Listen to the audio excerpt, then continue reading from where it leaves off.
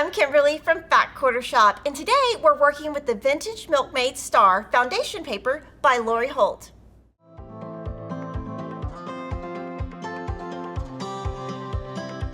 In the Vintage Milkmaid Star paper, we have a 6-inch and 12-inch size. This is how the blocks look. Now, let's look at the supplies we'll need to make really pretty blocks.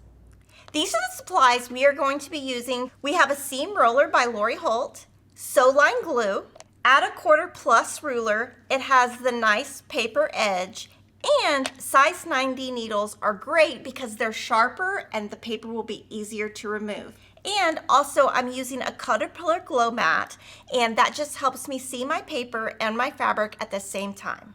After you've gathered all your supplies, we can jump into making this block.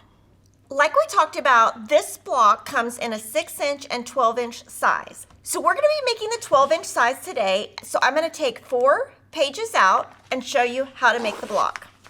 If you look at the inside cover of each of your pads, it's gonna tell you exactly what to cut. There are a ton of color options for this. So on the cover, I want you to notice we have one background here. That's one shading. We have a different background here, which is this shading. We've made our blues the same, and the 5 and 7 are totally different. So if you just look at the shading right here and compare it to the cover, you'll understand why we have everything shaded that way. But just remember, you can use any fabrics anywhere you want and get a totally different look. So like I said, you need 4 pages of paper for each block. And the first thing I'm gonna do is cut these 2 pieces apart where the dotted line is. And then I'm going to take and add a 1/4 plus ruler, and I'm gonna put a crease where all the solid lines are. That will help me later when I'm placing all of my fabrics on here. And then what I'm gonna do is just tear them apart. So we have 4 lefts and 4 rights. So I cut all of my fabrics according to the back cover that I just showed you. Now I'm gonna show you how to make the block. So I'm gonna go numerically, so that means we're gonna start on this side. I'm gonna use my Caterpillar glow mat. I'm gonna use the second setting, and then we're gonna go in order. So I'm gonna turn this over, and I can see that that's number 1. So I'm gonna place the number 1 fabric here, and what I wanna do is place it right on that line where I creased and go over a 1/4 inch, and then I'm gonna add some sew-line glue to the paper to keep it in place. Then I'm gonna take my number 2 fabric, place that right sides together, and just make sure when you flip it out, it's going to cover all of these lines, and we made the pieces big enough so it will. So now that we have that, I'm gonna turn this over, and I'm gonna be using the Schmetz size 90 needles. I'm gonna use a really small stitch length, like a 1.5, and I'm gonna stitch all the way outside of that drawn line. I'm gonna go all the way across, and I'm gonna start about a 1/4 inch before and after that line, just so it's nice and secure. So you can see right here, I started my stitches out here. I went all the way down and I went past. I'm using RFL color 2000. You can use any color thread you want. You just want to make sure when you flip that over and you press, you do not see any stitches. And today I'm using Lori Holt's quick press seam roller. I actually prefer to use this while we're piecing it together so I don't accidentally steam or get anything wet on the paper. Now I'm going to flip that back. I've sewn 1 to 2. Now I need to add 3. Crease it again on line 3. Trim a 1/4 inch away, flip this back over, and now we need to add part 3. And the reason I like using this mat is I can see through the paper, so I can see where the lines are, whereas if I was on my mat, it's a dark mat, I won't see it. So I want to place this right sides together, but again, you want to make sure when you flip it out that you completely cover that. So I'm gonna just put that just like this. I'm just gonna hold it together with my fingers, and I'm gonna sew all the way from out here, all the way across and down just a tiny bit. Now I've sewn that line, finger press, use the seam roller, flip it back, and now we need to sew number 4. So this is kind of like paint by numbers a little bit. You just go in order, and there is gonna be a lot of fabric waste, but that's how you get the beautiful block. Then fabric 4 is here. You know, if you put it here, for example, and you flipped it, you would see through the glow mat that you did not cover the entire area. So I'm gonna place it here, and I'm gonna sew all the way across. Finger press, Now number 5 is here. So I had you stitch all the way to the end. So you just pull these back gently to that line. Pull this. You can pull these back too. Trim a 1/4 inch away. Now number 5, you have to cut on the diagonal. I should have done that in the very beginning, but I didn't think about it. It is on the instructions. You're gonna place this right there and just make sure when you flip it, it completely covers this area. Now once you've done this side, you're gonna see something that says first trim line. Right there, what I wanna do is put my ruler and I'm gonna trim on the first trim line. And then you can see these are the outer sides of the block. I'm gonna just trim a 1/4 inch away from there just to reduce some of the bulk, but I'm not gonna trim on that line because I wanna trim down when the block is done. That's my little trick to you.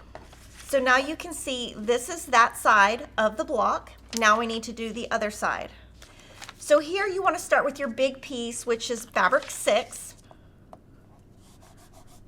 trim 7. Now fabric 7 was also supposed to be cut on the diagonal. Put your fabrics right sides together and do that same trick where you make sure you cover all of it, and then we're going to sew all the way across. And so you can really see how my stitches go beyond the lines. I think if you try that, you're going to find your blocks come out a lot better because your stitches won't come loose. Finger press, press. Then you want to take your first trim line, and there's a solid line right there. This is what your block looks like with the fabric side. This is what it looks like with the non-fabric side. You want to line this dot with this dot. This dot with this dot, you can't see the dot because I sewed over it, and this dot with this dot. So what I'm gonna do is put right sides together, and I'm literally gonna put my pin right in that first dot all the way through, go through the dot on the other side. Sometimes it takes a couple times. Then have your pin stand up, remove it, and pin that in place. Do that on the other side. Now do the center last. And we're gonna sew on the dotted line, starting outside all the way across. You can sew on either side, doesn't matter. Now that is how it looks before we put it into the block. You're gonna make 4 of these, and I'm gonna show you how to put them together. Now I want you to place this where number 5 is in the center. Those are your red pieces. And I'm just gonna flip them just like this where red stays in the center. Now what I'm gonna do is I'm gonna cut on these lines right here before I join them, but I am not cutting on this outside line because I want to trim after the block is done. By putting those little lines, it will help you not cut too soon. So I'm just going to cut those exactly on the line, and then I'll be right back.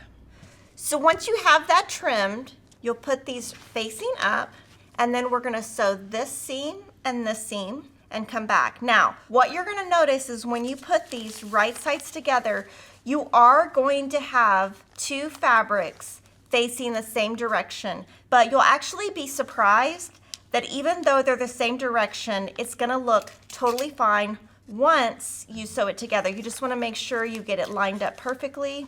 And the same thing here. These are going to go the same direction. And there's no dots to line up here. Right here, you could put a pin on the corner just to make sure those are lined up.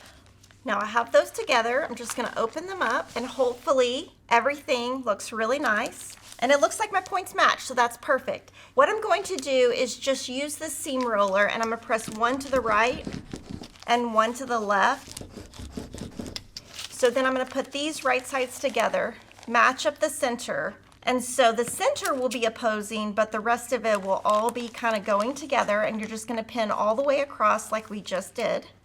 Now once that's pinned, you're going to sew on this dotted line all the way across, and you can sew on either side. They should be exactly the same. So now that you have that together, you open it up and it looks super nice. I am going to go to the ironing table, and I'm not going to use steam, and I'm just going to do an all over press before I trim this down so it's nice and flat.